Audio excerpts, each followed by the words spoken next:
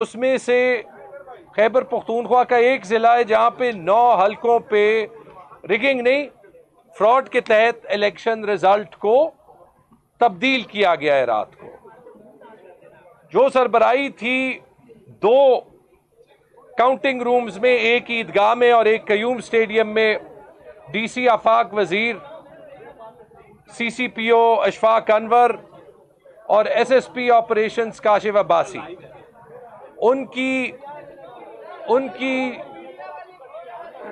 उनकी सुपरविजन में किसी कैंडिडेट को अंदर नहीं जाने दिया गया और काउंटिंग एक बंद कमरे में हुई।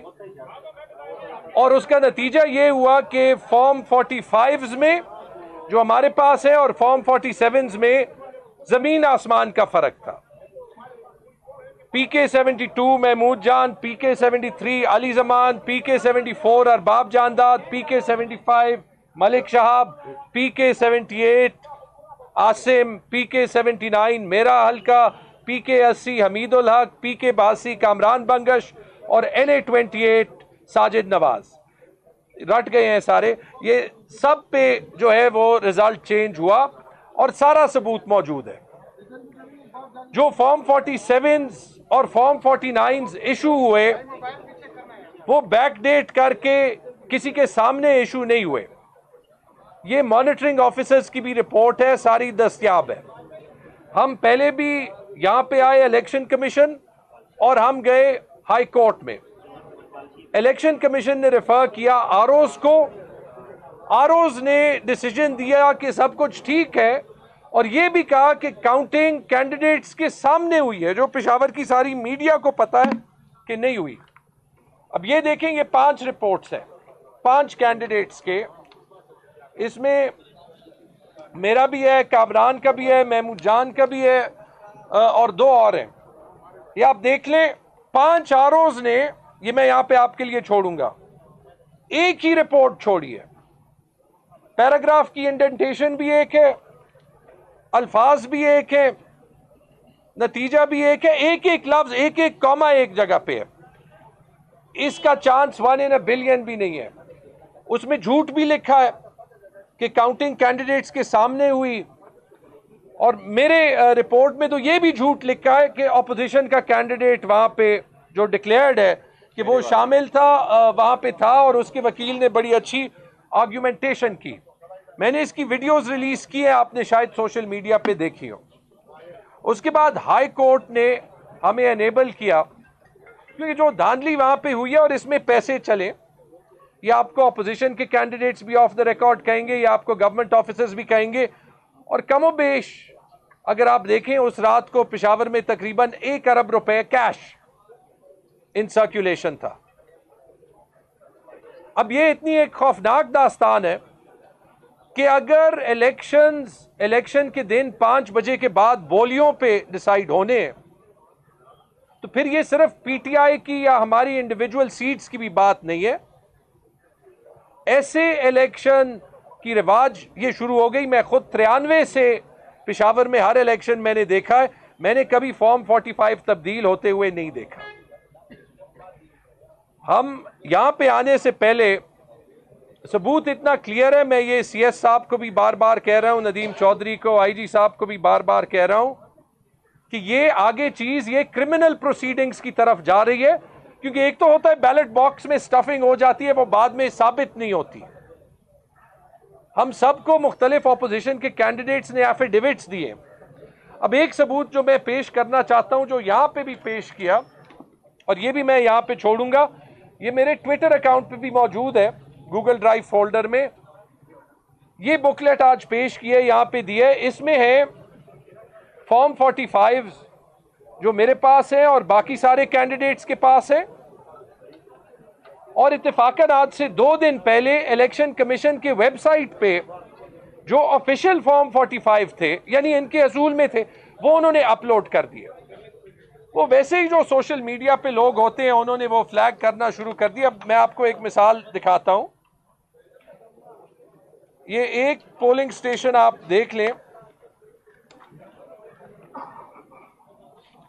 एक सेकंड।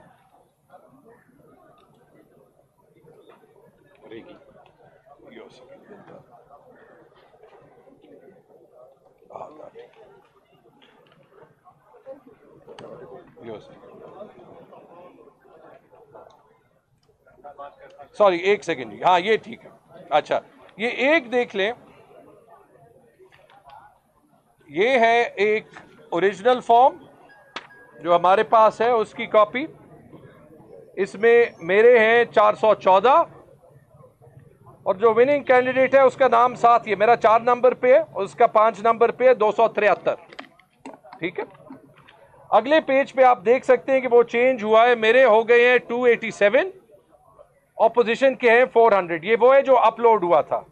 अब अगर इसको आप जूम कर लें तो आपको ये नजर आता है कि यहां पे डिलीशन हुई है, व्हाइटनर इस्तेमाल हुआ है, टेम्पर्ड हुआ है।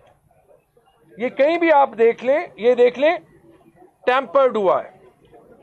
ये अगला देख लें, ये वेबसाइट पे थे, मेरे थे 80, उसके थे 1, वो चेंज करके मेरे हो गए 30, उसके हो गए 51। ये साफ देखें टेम्पर हुआ है। आगे जाके देखें 213 और 2, वो बन गया 73 और 193 और 122। ये साफ देखें टेम्पर हुआ है। आगे देखें ओरिजिनल चेंज होके वो 300 और 737 हो गया, यहाँ मेरे 700 से ज्यादा वोट थे। ये देखें टेम्पर हुआ है। ये आप खुद ही देख लें, मेरे पास फिलहाल एक कॉपी है, सॉफ्ट कॉपी मौजूद है उस पे। इसके बाद किसी सबूत की जरूरत नहीं होनी चाहिए, बल्कि यह भी एक सवाल उठता है कि अगर ये इलेक्शन कमीशन की वेबसाइट पे अपलोड हुए तो ये डिलीट क्यों हुए? ये एक बहुत बड़ा सवाल है। हमें हाई कोर्ट ने यहां पे भेजा था इसी स्पेसिफिक इंस्ट्रक्शन के साथ कि अंडर सेक्शन 8 और सेक्शन 9 हमारे फॉर्म 45 और ऑफिशियल फॉर्म 45 की कंपैरिजन हो। मामूली सी हेयरिंग हो गई, लेकिन वो काम नहीं हुआ। तो अभी रिजल्ट जो भी हो वो तो कोर्ट अपनी विजडम में देगा, लेकिन जो काम हुआ है ब्लैक एंड व्हाइट, क्रिमिनल जो काम हुआ है, उसको हम छोड़ नहीं सकते, चाहे वो ट्रिब्यूनल तक जाना हो, क्रिमिनल कोर्ट्स तक जाना हो, क्योंकि ये रिवाज हम पाकिस्तान में कहीं भी नहीं अफोर्ड कर सकते कि इलेक्शन, मतलब इलेक्शन से पहले जितनी भी प्री पोल रिगिंग हो वो भी किसी सूरत में नहीं होनी चाहिए। लेकिन जो बैलेट बॉक्स में डले, अगर एक आरओ की फिर मर्जी हो कि उसने जो लिखना है कागज पे वो लिख दे, तो फिर सिर्फ और सिर्फ इलेक्शन के दिन के बाद ही बोलियां लगेंगी और फिर कभी इलेक्शन जो है वो फेयर नहीं होगा। बहुत बहुत शुक्रिया। बिस्मिल्लाहिर्रहमानिर्रहीम। जो परसों रात को इलेक्शन कमीशन की वेबसाइट पर PK-79 तैमूर जगड़ा के हलके के फॉर्म 45 लगे, वो क्लियरली टेम्पर्ड हैं। उसके बाद मैं कल गया election commission, district election commission के ऑफिस में, वहां पे बोरिया सामने पड़ी हुई थी और फॉर्म 45 NA-28 के मैंने देखे जो साजिद नवाज खान है यहाँ पे, और PK-78 जो आसिम खान का हल्का है उसके मैंने देखे हैं कि जमीन पर पड़े हुए थे। मैंने डिस्ट्रिक्ट इलेक्शन कमिश्नर साहब को कहा कि ये क्या है, उन्होंने कहा ये वेस्ट है। अभी हमारे पास, मैंने कल प्रेस कॉन्फ्रेंस में भी कहा था कि हमारे पास इंफॉर्मेशन, कंफर्म्ड इंफॉर्मेशन है कि फॉर्म 45 को चेंज किया जा रहा है, क्योंकि परसों जो इलेक्शन कमीशन की वेबसाइट पर थे वो इन्होंने 1 घंटे के अंदर अंदर हटा दिए, जिनके हमारे पास सबूत मौजूद हैं। उसके बाद अब सुनने में ये आ रहा है कि फॉर्म 45 टोटली चेंज किए जा रहे हैं, टेप 1 और टेप 2 चेंज किए जा रहे हैं। 14 फरवरी को मैंने दरख्वास्त दी आरओ साहब को, आरओ PK-82 को, मेरे इलेक्शन एजेंट यहाँ पे मौजूद हैं, उन्होंने दरख्वास्त दी कि आप हमें अटेस्टेड फॉर्म 45 की कॉपियाँ दें।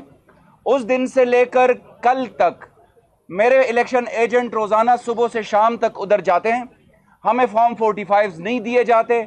उसके बाद जब मैं कल इलेक्शन कमीशन के ऑफिस में गया, डिस्ट्रिक्ट इलेक्शन कमीशन, तो वहाँ पे ये माजरा देखा कि बैग्स जो है वो खुले हुए थे, जो टेप 1 जो सील्स हैं वो खुले हुए थे, टेप 2 खुले हुए थे, हमसे वो छीने गए, वो उधर डस्टबिन में फेंक दिए गए और अभी तक वो ठिकाने भी लगा दिए गए होंगे। तो ये जो क्रिमिनल काम किया है DRO, डिप्टी कमिश्नर आफाक वजीर और उनके साथ 9 रिटर्निंग अफसरान ने, पेशावर में जुबान ज़दे आम है, अपोजिशन के कैंडिडेट्स भी ये कह रहे हैं कि आफाक वजीर और उनके जो हमनवा है रिटर्निंग ऑफिसर्स, उन्होंने पैसों की गड़िया जेबों में डाली हैं, उन्होंने नोटों की गड़िया जेबों में डाली हैं। और ये चीज़ जो है ये पेशावर की तारीख़ में नहीं, मेरे ख्याल से खैबर पख्तूनख्वा की तारीख़ में कभी नहीं हुआ। इसकी हम इंडिपेंडेंट इंक्वायरी की डिमांड करते हैं और ऑनरेबल इलेक्शन कमीशन से भी ये दरख्वास्त है कि जो इलेक्शन ऑफिशियल इस तरह की करप्ट प्रैक्टिसेस में इन्वॉल्व हो उनके खिलाफ सख्त से सख्त एक्शन लिया जाए। बहुत शुक्रिया। तैमूर जगरा साहब, आपसे सवाल यह है कि आप बार बार यही बात कह रहे हैं कि हमारे साथ रैगिंग हुई है और आपका इल्जाम है कि मुकाम एडमिनिस्ट्रेशन आरओ और उनके जो डीआरओ थे they are involved in ragging. तो आपको नहीं लगता कि उन्होंने किसी के बिहाफ पे किया होगा?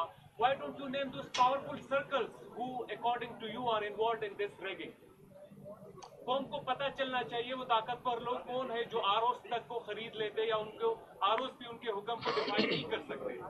देखें, ऐसे है कि सबसे पहली चीज़ ये है कि बहुत से आरओस ने, बहुत से डीसीज ने, उसमें चंद पेशावर में भी है, बहुत सख्त प्रेशर बर्दाश्त किया है। ठीक है, इसी वजह से पीटीआई के केपी में रिजल्ट्स आए हैं।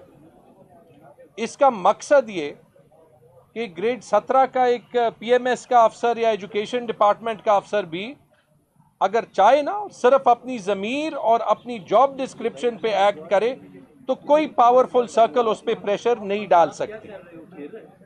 ऐसे एक आरओ था पेशावर में जिसने अपना लैपटॉप फेंक के कह दिया मैंने रिजल्ट नहीं बदलना। मैं बार बार ये कह रहा हूं कि ये कहानियां निकलेंगी। आपका इशारा एस्टेब्लिशमेंट की तरफ होगा।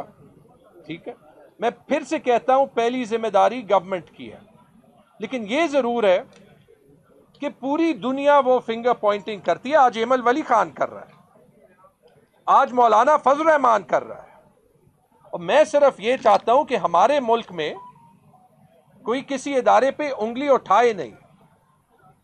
हमारे साथ चूंकि तलखी ज्यादा है तो मेरे ख्याल में हमें थोड़ा ज्यादा रिस्पॉन्सिबली बोलना चाहिए। लेकिन मैं इसीलिए ये 2 हफ्ते से हम सब ये कहते रहे हैं कि पेशावर दारुल खिलाफा है खैबर पख्तूनख्वा का, यहां ये चीजें छुप नहीं सकती। जिस से पैसे लिए गए हैं शायद उसकी वजह से रिजल्ट नहीं चेंज हो सकता। जिस से पैसे नहीं लिए गए, ऑपोजिशन में पीटीआई को तो कोई ऑफर नहीं कर रहा था ना, शायद वो नाराजगी में अभी गुस्सा है। ऐसे इलेक्शन दोबारा हो नहीं सकता। इसमें जो भी इन्वॉल्व हो ये सबक हमें सीखना पड़ेगा और यही हमारी लड़ाई है। और इसलिए मेरी डिमांड अपने ही चीफ मिनिस्टर से होगी कि खैबर पख्तूनख्वा के इलेक्शंस पे और बिलखुसूस पेशावर के इलेक्शंस पे एक जुडिशल इंक्वायरी कायम हो। मेरी डिमांड ये भी होगी कि ये जो अफसरान हैं पेशावर के, क्योंकि एक जिले में बड़े सतह पे जो है वो धांधली नहीं हुई। आपने कहा, मैंने कहा कि धांधली हुई, मैं धांधली का इल्जाम लगा ही नहीं रहा। 8 बजे से 5 बजे तक जितने अच्छे मैनेज्ड इलेक्शन से सिवाय एसके के इंटरनेट नहीं था वो मैंने 93 से पेशावर में नहीं देखे। महमूद जान साहब भी बहुत इलेक्शन कर रहे हैं, उसका क्रेडिट ग्राउंड पे पुलिस को जाता है, इंतजामिया को जाता है। लेकिन जो 5 बजे के बाद जो शर्मनाक वाकयात हुए वो भी मैंने 93 के बाद कभी नहीं देखे। तो इसकी अकाउंटेबिलिटी होनी पड़ेगी। और ये जो 9 आरओज हैं और ये जो 3-4 अफसरान हैं जो अंदर बंद थे, अगर ये हो कि इनकी कोई एक्सप्लेनेशन ना कॉल हो, कोई अकाउंटेबिलिटी ना कॉल हो और जो हम कह रहे हैं वो ठीक है, तो फिर इसके बाद तो हर पीएमएस अफसर को, हर डीएमजी अफसर को, हर किसी को यही पैगाम चला जाएगा कि जो मर्जी है करना है, हमें कोई हाथ ही नहीं लगा सकता, किसी की हुकूमत भी आ जाए। तो ये मेरे ख्याल में ये 2 डिमांड्स पूरे होने पड़ेंगे, क्योंकि हमें जो मैंडेट मिला है वो पाकिस्तान को और पख्तूनख्वा को ठीक करने का मिला। एक मिनट में एक वजाहत करना चाह रहा हूँ। महमूद जान PK 72, ये आरओज ने और डीआरओज ने जो रिवायत डाली है कि अवाम जो पहले खिदमत करते थे वो खिदमत की बात अभी चली गई है। अभी जो कैंडिडेट्स हैं वो रात को ब्रीफ केस पकड़ेंगे इलेक्शन के दिन और आरओ के पास जाएंगे और बाय एन आरओ बस यही होगा कि आर ओ को ख़रीद लो और आप इलेक्शन जीत जाएंगे। तो मुल्क के साथ जितनी जाति हमारे आर ओज़ ने, डी आर ओज़ ने, CCPO पेशावर ने और SSP ऑपरेशन ने की है, इससे बड़ी दानगी कभी नहीं हुई पेशावर में। और ये सब जवाब दें जिस तरह तैमूर जगड़ा ने कहा, कामरान ने कहा। हम जुडिशल इंक्वायरी करेंगे इसके खिलाफ। सूबे में खैबर पख्तूनख्वा में हमारी गवर्नमेंट है और अली अमीन गंडापुर जो हमारे CM आने वाले हैं, उनसे हम रिक्वेस्ट करेंगे कि इनके खिलाफ एक्शन लिया जाए। Thank you. Thank you. The workout.